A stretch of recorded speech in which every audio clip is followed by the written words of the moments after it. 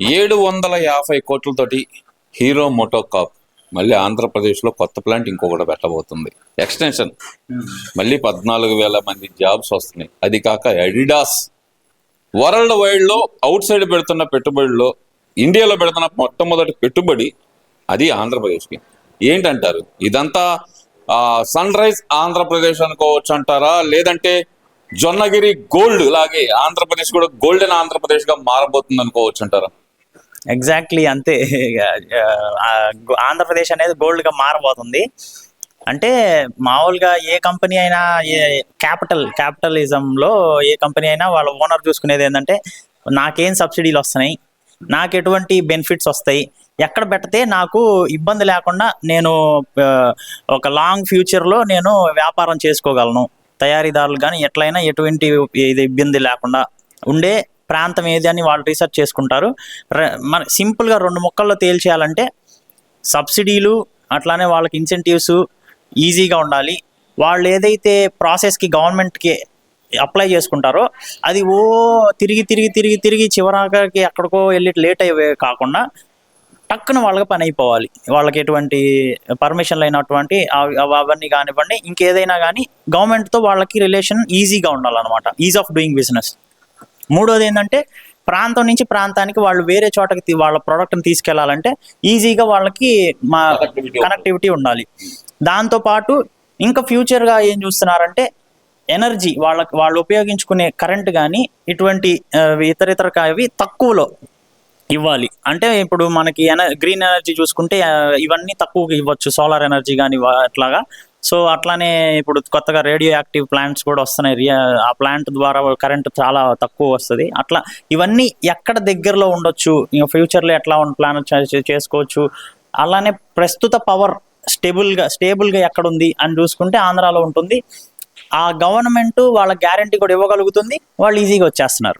ఒక పక్కన ఎంత పెట్టుబడులు ఆంధ్రప్రదేశ్కి వస్తుంటే పక్కన తమిళనాడు నుంచి కూడా ఏదైతే తమిళనాడు వెళ్లాల్సిన హీరో మోటోకాప్ ప్లాంట్ కానీ అడిడాస్ ప్లాంట్ కానీ దగ్గర 1,500 కోట్ల రూపాయల పెట్టుబడులు మన రాష్ట్రానికి రాగానే అక్కడ మీడియా కానీ ప్రతిపక్షాలు కానీ అక్కడ ఉన్న ప్రభుత్వం మీద దాడి చేసే పరిస్థితి, మాటలు దాడి చేసే పరిస్థితి అక్కడ జరుగుతుంది. ఇక్కడ పెట్టుబడులు వచ్చినందుకు ఈ ప్రభుత్వం మీద ప్రతిపక్షాలు దాడి చేస్తున్నాయి. ఏంటంటే ఈ వైస్ వెర్సా ప్రోగ్రామ్ ఎందుకు నడుస్తుంది అనుకోవచ్చు అంటారు? అదే మీరు అన్నది నేను చూశాను. ఏంటంటే అక్కడ మీరు తేవట్లేదు, వస్తున్నాయి పోతున్నాయి, మీరు చూసుకొని జాగ్రత్తగా, మీకు ఏమైనా సపోర్ట్ ఉంటే మేము కూడా సపోర్ట్ చేస్తామని చెప్పి ఉదయనిధి స్టాలిన్ కూడా చెప్తున్నాడు. అంటే మేము ముందు తెస్తున్నాం, దానికి ఏమన్నా మీకు ఏమన్నా గవర్నమెంట్లో ఏదైనా చిన్న ఇష్యూలు ఉంటే మేము సపోర్ట్ చేస్తామని. మనకి చూస్తే కేవలం పవర్ సెంట్రిక్గా నేను పవర్లోకి రావాలంటే ఏం చేయాలి, రిపీటెడ్గా అదే పదే ఈ సంస్థలు రావడం అనేది ఒక బోగస్ అని ఒక ప్రజల్లో ఏదో ఒక మభ్యపాటు తేవడం అట్లాగా చేస్తూ వాళ్ళని ఇబ్బంది పెట్టాలని చూస్తున్నారు. అంటే ఎప్పుడైనా పవర్ సెంట్రిక్గా చేశారంటే అసలు వాళ్ళు ఫ్యూచర్లో మనలేరు. కేవలం ఆ పవర్ సెంట్రిక్ వల్లే వాళ్ళు ఇలాగా ప్రవర్తిస్తున్నారు అనేది నేను అనుకుంటున్నాను. అంటే ఇక్కడ ఎందుకంటారు, ఇక్కడ కంపెనీలకు ఏదన్నా భూములు ల్యాండ్ అలొకేట్ చేస్తుంటే మీరు దోచుకుంటున్నారు, కిక్ బ్యాక్స్ ద్వారా నారా లోకేష్ వెనకమాల డబ్బులు సంపాదించుకుంటున్నారు అంటూ ఒక పక్కన వైసీపీ నాయకులు ఆరోపణ చేస్తున్నారు. నిజంగానే వాళ్ళకనేది కిక్ బ్యాక్స్ అందుతున్నాయి అనుకోవచ్చు అంటారా? ఎటువంటి అంటే మామూలుగా వాళ్ళు జనరల్గా వాళ్ళు మీ ఇందాక పాయింట్ చెప్పినట్టుగా పవర్ సెంట్రిక్గా చేస్తున్నారు కాబట్టి వాళ్ళు ఏదో ఆరోపణలు చెయ్యాలి అనే ఉద్దేశంలో చేస్తున్నారు. కానీ ఎటువంటి అందులో అయితే క్లియర్గా ఏంటంటే ఒక కంపెనీ ఇక్కడికి వస్తుందంటేనే వాళ్ళకి ఆ బలం, ఇటువంటి ఏమి లేవు, హ్యాపీగా నేను పెట్టుకుంటాను అన్నప్పుడే కంపెనీ వచ్చింది. ప్రజలు అర్థం చేసుకోవాల్సింది, మనం అర్థం చేసుకోవాల్సింది ఏంటంటే ఇటువంటి సైడ్ బిజినెస్ ఇట్లాగా ఈ చిన్న చెత్త వారాలన్నీ ఉంటే ఏ కంపెనీ కూడా ముందుకు రాదు. మనం వస్తుంది అన్న అందులోనే మనకు క్లియర్గా అర్థమైపోతుంది. ఇక్కడ ఆ చెత్త అంతా వెనకమాల లేదు. డైరెక్ట్గా వాళ్ళు ఏదైతే ఇన్వెస్ట్ చేస్తున్నారో అది డైరెక్ట్గా ల్యాండ్ మీద గ్రౌండ్ అవుతుంది, అది వాళ్ళ బిజినెస్ డెవలప్మెంట్కి ఉపయోగపడుతుంది కాబట్టి వాళ్ళు ఇక్కడికి వస్తున్నారు. లాజిక్గా ఇంకంతే. సరే, ఇక్కడ ప్రధానంగా చూసుకుంటే కనుక కంపెనీలు తేలేదని చెప్పి పక్క రాష్ట్రాల్లో యుద్ధాలు జరుగుతుంటే కంపెనీలు వస్తుంటే ఆంధ్రప్రదేశ్లో యుద్ధం చేస్తున్నారు. ఎందుకంటారు? ఇప్పుడు జగన్మోహన్ రెడ్డి గారు ఏమంటున్నారు, ఆ కంపెనీ వస్తే కనుక పర్యావరణానికి ముప్పు, మేము అడ్డుకుంటాం, భూములు ఇవ్వకుండా అడ్డుకుంటాం, వాళ్ళకి భూములు ఎందుకు ఇస్తున్నారు మీరు అంటూ జగన్మోహన్ రెడ్డి గారే మాట్లాడుతుంటే కనుక అసలు ఎలా చూడాలి? ఒక మాజీ ముఖ్యమంత్రి అండి ఒక కంపెనీ వస్తే దాన్ని అడ్డుకుంటుంటే కనుక ఎలా చూడాలంటారు మరి దాన్ని?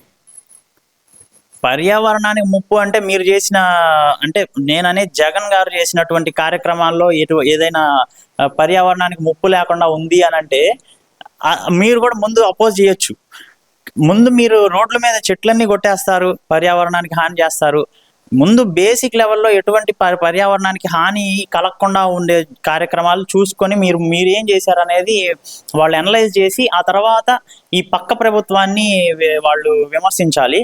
కానీ ఈ ప్రభుత్వాలు ఇవన్నీ అనలైజ్ చేసుకున్న తర్వాతే వాళ్ళకి గ్రీన్ లైసెన్స్లు కానీ ఇవన్నీ ఇస్తున్నారు అనమాట. దానివల్ల దానికి పెద్దగా ఈ సమస్య ఉండదు. ఇంకా వాళ్ళకి పెద్ద, అంటే నేను అనేది ఏంటంటే ఏ సంస్థ వచ్చినా కానీ వాళ్ళకి ల్యాండ్ అలొకేట్ చేయకుండా గాల్లో పెట్టలేము. అట్లానే ఇక్కడ కూటమి ప్రభుత్వం వచ్చిన తర్వాత రాష్ట్రంలో పెట్టుబడిదారుల మీద కాదు, పెట్టుబడిదారులకి నమ్మకం లేకుండా వెళ్ళిపోతున్నారు. దాంట్లో ఉదాహరణ దాల్మియా సిమెంట్ అంటూ కొన్ని పేర్లు అయితే చెబుతున్నారు ఈ మధ్యకాలంలో. నిజమేనా? వెళ్ళిపోతున్నాయి కంపెనీలు, వస్తున్నాయి అనుకోవాలంటారు? మీరు గమనించింది తమిళనాడుతో పోల్చుకుందాం, పక్కన తమిళనాడు కానీ లేదంటే కనుక మనకి తెలంగాణ కానీ, వీటితో పోల్చుకుంటే పెట్టుబడులు ఎక్కువ శాతం ఎక్కడికి వస్తున్నాయి అనుకోవచ్చు అంటారు? అంటే నా అభిప్రాయం కంటే ప్రపంచం మన ఆంధ్రప్రదేశ్ గురించి ఏం ఆలోచిస్తుంది అనే దాంట్లో మనం చర్చ చేసుకోవాలి. ఎప్పుడైనా ప్రపంచంలో ఇప్పుడు ప్రపంచంలో మనకి ప్రతి ఒక్క న్యూస్ కూడా మనకి తమిళనాడుని ఆంధ్రాని పోల్చడం, అట్లానే ఆంధ్రాలో ఎందుకు చాలా స్టడీస్ కూడా అవుతున్నాయి. ఆంధ్రాలో భూమి ఎందుకు ఎక్కువ ఇన్వెస్టర్లు అట్రాక్ట్ అవుతున్నారు అనే దానిపైన చాలా లండన్లో కానీ వేరే వేరే ప్రాంతాల్లో కూడా ఇటువంటి స్టడీస్ అనేవి మొదలైనవి. సో ఎందుకు అట్లాంటి స్టడీస్ మొదలైతే అంటారు? మనకి పాజిటివ్గా ఉన్నప్పుడే కదా. సో మీరందరూ ఒక్కసారి మన చేతిలో ఫోన్ ఉంది, ఒక్కసారి అనలైజ్ చేసుకుంటే ప్రజలకు అర్థమైపోద్ది అనమాట. ఏదైనా అక్కడ కొత్త క్రియేటివిటీ ఉంది, కొత్త ఏదో ఒక ఐడియాని తీసుకొచ్చి వాళ్ళు ఇట్లాగా ఇన్వెస్టర్ని అట్రాక్ట్ చేస్తున్నారు అన్నప్పుడు ఆ ఐడియాని ప్రపంచమే ఆప్ట్ చేసుకుంటుంది. సో అటువంటి స్టడీస్ అనేవి ఆంధ్రప్రదేశ్లో చాలా మొదలైనవి. సో మనం బేసిక్గా మామూలు ప్రజానికంలా కాకుండా కొంచెం లాజికల్గా అనుకునే ప్రజానికంగా మనం బయట ఏమనుకుంటున్నారు అనే దాన్ని అనలైజ్ చేసుకోవడం ద్వారా మనం నిజాలు తెలుసుకోవచ్చు అనమాట. ఓకే, అయితే ప్రభుత్వం అనేది నిరుద్యోగులకు ఉద్యోగ కల్పన దిశగా అయితే అడుగులు వేస్తుందంటారు ఈ కంపెనీలన్నింటిని ఆకర్షించి. 100కి 100%, దానికంటే 100కి 200% కూడా అనుకోవచ్చు. లోకేష్ గారి పాత్ర ఎంత ఉందనుకోవచ్చు అంటారు? లోకేష్ గారు తన టీంని ఎట్లాగా మాడిఫై చేసుకుంటున్నారు అనే దాంట్లోనే మనకు అవి అర్థమవుతుంది. అలానే టీజీ భరత్ గారు కానీ, ఇండస్ట్రియల్ మినిస్టర్స్ కానీ, అలానే మనకు ఐటీ మినిస్టర్స్ కానీ వాళ్ళని డే బై డే వాళ్ళని రివ్యూలు తీసుకోవడం కానీ, ఏ రోజు ఎవరికి కేటాయించాలి, అదేవిధంగా ఉన్న ఉద్యోగాలని పోగొట్టకుండా ఏ విధంగా, అంటే ఇప్పుడు అనేది వస్తే వేరే ఉద్యోగాలు పోతాయి. సో ఆ వేరే ఉద్యోగాలు పోకుండానే వేరే దాన్ని ఎలాగ ఇందులో ఇమ్మడింపజేయాలి అనే దానిపైన రోజు జరిగే రివ్యూలు కానీ చూస్తూ ఉన్నాం కదా. వాళ్ళ కష్టం అయితే బాగా పడుతున్నారు. టీం వర్క్, లోకేష్ గారు కూడా అట్లానే చెప్తున్నారు, నేను ఒక్కడిని కాదు నా టీం చేస్తున్నారు ఇది అని చెప్పేసి. సో ఆ టీం ప్రాపర్గా వర్క్ చేస్తున్నారు. ఆ టీంని మేనేజ్మెంట్లో లోకేష్ గారు సక్సెస్ అయ్యారని మాత్రం నేను 100% నమ్ముతున్నాను.